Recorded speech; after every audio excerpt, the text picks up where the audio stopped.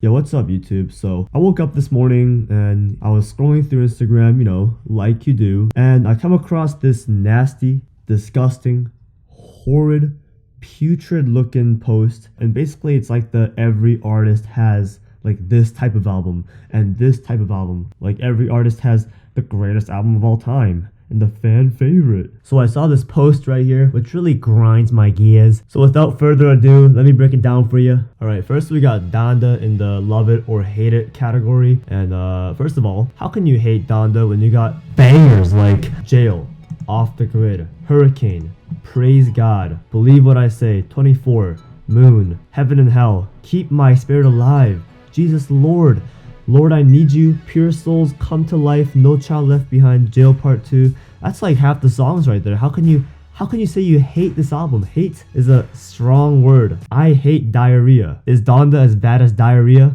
I don't think so. A much better placement for this category would actually be Yeezus.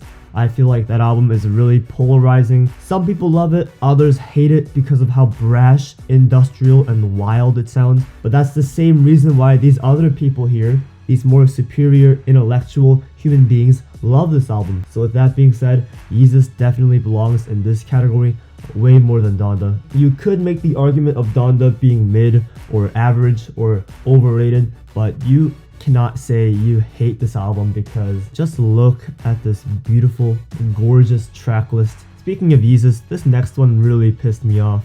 How can you say Yeezus is forgettable, the one everyone forgets about? Whether you like it or dislike it, love it or hate it, you can't tell me this album is forgettable. Instead, what I put here is probably JIK because I feel like Kanye did so much better and improved upon so many things with the whole Christianity album with Donda, which makes JIK feel like a rushed afterthought. I do think it is a good album, but in the context of Kanye's career, it is a step below the rest of his projects. Next here we got the greatest album of all time, and they put My Beautiful Dark Twisted Fantasy, which is a pretty reasonable and I'd say accurate placement. Their most accurate so far.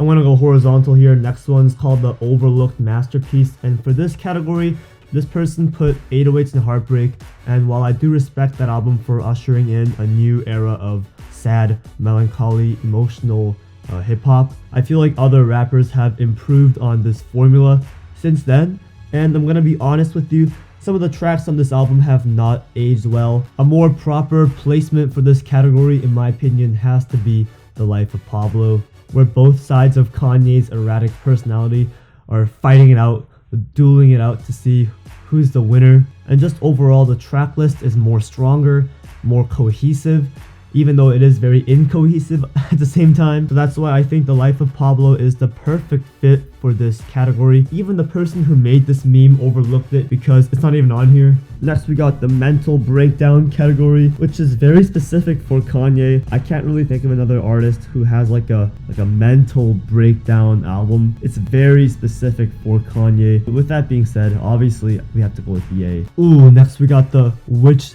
Divides the Fandom category. This was very controversial. They put JIK, but we put JIK in the one beside it. There's really only two choices left. It's either 808s and Heartbreak or Donda. Now, you could make the argument for 808s. It is an album where Kanye is predominantly singing with autotune, and at the time, this album had a mixed reception. Not everyone was into it, but I think over the years, people have changed their thoughts and their opinions on this album because of how prominent these sounds are in modern hip-hop right now. I'm gonna actually go with Donda. I see a lot of people and comments saying how they were underwhelmed, saying that it was mid or average, which I completely disagree with. But you can be wrong and be on the wrong side at the same time. And I feel like not everyone's enjoying the whole Christianity album concept from Kanye. Alright, the final two choices I don't really mind, even though it is very predictable. Graduation is definitely a fan favorite with popular hits like Stronger, and also other hits like The Good Life, Good Morning, Flashing Lights, Drunk and Hot Girl. And having The College Dropout as the locals favorite is a pretty solid choice too. I don't know exactly what it means by locals, like